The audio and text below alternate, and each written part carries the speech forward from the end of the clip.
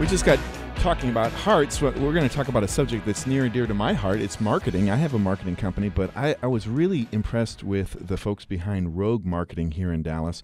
Chip Rosales joins us from Rogue Marketing. Thanks for being on the show. Hey, thanks, Jeff, for having me. I appreciate it. Absolutely. And the website is gorogue.net. First, I love the name. Where'd the name come from? Well, the name's a great story.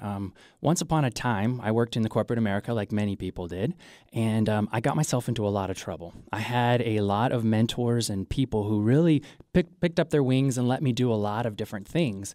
But in doing that, sometimes you cause a stir and you cause some trouble in the place. Everybody wants it done the way that it's supposed to be done.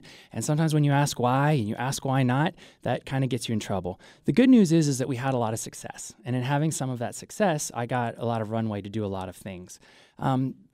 When I left corporate America and started my own business, I was trying to figure out what is it that makes me different? How can I be special? And, you know, in corporate America, being rogue was a bad thing. As a matter of fact, they used to come up to you and say, hey, you've done such a great job, but, you know, you're kind of rogue. You're on your own island out there. And I thought it was a bad thing. And then when I got out on my own, I was like, you know what? That's what makes me special. That's what makes me different. And that's what businesses want. And so from that perspective, I was like, the name has to be Rogue. So gorogue.net, that's how you can find us. And every day we spend our time trying to find ways to really stand out and help our clients do just that. I love it. And I think marketing is changing, especially with digital and social. So what separates Rogue Marketing from the other companies? You know, I think at the end of the day, there are two different types of agencies that you can look at. You have tactical agencies and you have strategic agencies. I think both agencies really have a place and they both work very well in the marketplace.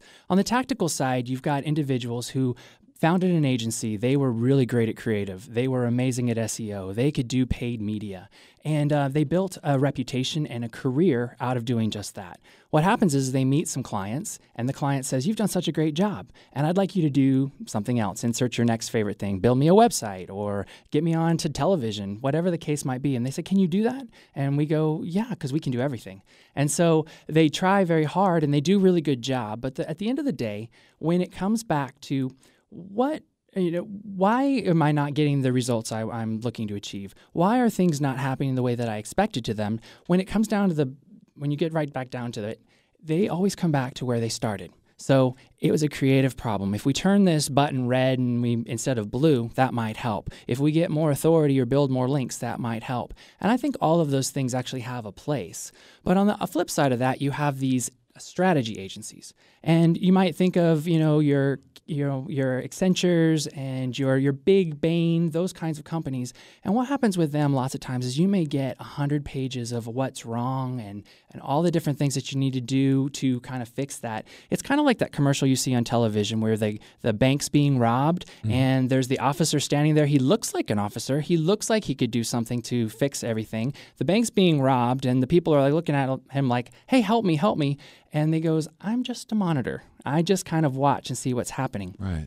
So on both sides, those both have pros and cons. I think Rogue sits somewhere in the middle. We're at that intersection of business consulting and technology and marketing expertise. And so we bring that strategic foresight and ability to say, you know what, this is the outcome you are striving towards, and we think this is the plan that can help you get there, and we know how to execute against that from our marketing expertise, and we know the type of technology that it really matters to help you get there. So when you sit down with a client for the first time, what exercise do you go through? What are some of the questions that you're asking the client? At the end of the day, we want to know that they have a real big business outcome they want to achieve. Rogue Marketing is a digital strategy agency that really helps growth-oriented companies actually try to alleviate and fight against the unexpected surprises that really come with big business initiatives. We want to help them move where they're trying to go just a little bit faster. And so we spend a lot of time trying to make sure that we understand what their outcome is. We're looking for something that's business amplifying. So they need to be wanting to move into a new market. They want to find a new a demographic to speak with. They have really big growth targets, something along those lines. And when we know that, we've got something that's really business altering. They are in for the long haul. They are trying to figure out all the right ways to make an impact in their business versus just being, let's say, short-sighted and just saying, I need somebody to go and fix my website, or I need a new logo because that's going to solve all the problems. Again, I'm not against logos and websites and mobile optimization. I think all of it's great. What's beautiful about Rogue Marketing is that we've got a very big toolbox. We're agnostic to the different tools and technologies. What we're looking for is what's that outcome? What are you trying to achieve, and how can we help you achieve that with our big toolbox, if you will. We look at brands that America loves year after year, and we think about brands like Apple. What is Apple doing right from a Rogue Marketing standpoint? Well, one of the things that we talk a lot about is that just because you're valuable doesn't necessarily mean that you are valued. Now, Apple is clearly valuable, and it's valued. But one of the reasons that it is so valued and is so valuable is that it is operating from multiple levels of value. They've got the functional things. It's very easy to use an Apple device, but it's also very it's transcendent, right? Apple speaks to something about you, who you are, and what you are, and it also does things that are on a very functional level as well. Or emotional level, excuse me. There is the ability for example, a lot of companies are doing this now. Spotify is a great example of this. One of the things that they're doing is not only is it a really easy system and it's super easy to get to and, all of those kinds of things, one of the things it does is it's a very motivating system. If I am actually running out to a Spotify track or to a Spotify channel, mm-hmm. and it knows I'm a runner, it actually will pace with me. As fast as I am running, it provides music to me that actually helps me keep that pace. So that kind of an app becomes that much more valuable because it actually knows something about me. Apple does the same thing, and it's operating at multiple levels of value, and that is a really critical thing for all businesses to do. You don't have to, there's a pyramid out there. It's got 30 elements of value. Mm-hmm. You don't have to know all 30 elements of value, but you need to be firing on multiple elements of value because the more things that you do, the more sticky you are with your client or with your customer, and that's a really important thing. And so that's one of the reasons that I would say that Apple is doing something right. I also think it's important to have a consistent look across your different platforms. So I've run into clients before where, they may show up well on the web. They may have a nice office, but their social media is horrible. They've got 5 likes. It is important to continue to tell the story across different platforms, isn't it? I do. I think one of the critical things is that you have an integrated approach. And again, I like that idea of really understanding what the outcome is and what you're trying to do. Lots of times, we had a client come through the door the other day, and he was telling us all these different problems and these issues that he was having. He goes, I think I need a new website. And we kind of stepped back and we said, you know what? I think that there's some other problems that are bigger challenges for you to face before we go and attack your website. Because if you haven't fundamentally figured out those problems, it doesn't matter what your website says. It doesn't matter how many likes you have. You can actually go buy all the likes you want in the world, right, to make your social media channels look really great. Did that really help you? Did that really advance you down the field of where you're trying to go? We would argue that's probably not the case. With a president who likes to tweet, social has really become more important than ever before. Where you as a brand can talk directly to your consumer and engage them. Let's talk a little bit about social.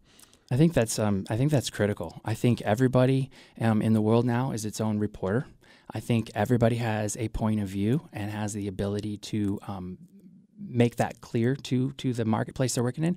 And that's what's great about business right now. We live in a very exciting time. There are thousands and thousands of channels that work. But here's where it's really important.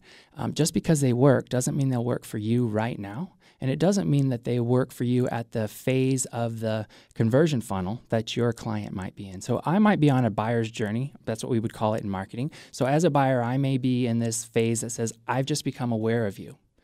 You want me as a company to buy, but there's some phases that happen in between there. I need to consider it. I need to think about whether or not that's something I want to do. What are you doing and how are you talking to me in that consideration phase, for example? Now I've bought something from you and I've purchased. Now what are you doing? How are you helping me in that loyalty phase and in that evangelistic phase, if you will? And so all these channels, and literally there are thousands of them. You can go Google it right now and you can see the thousands of technologies and channels that are out there. And I would argue that they all work. But will they work for you, for what you're trying to accomplish and what that outcome is? That's a different story. That's the fun part of what we do in marketing. I think it's fascinating, and you absolutely have to come back again. Give us the website one more time. You can find us at gorogue.net, GOROGUE.net.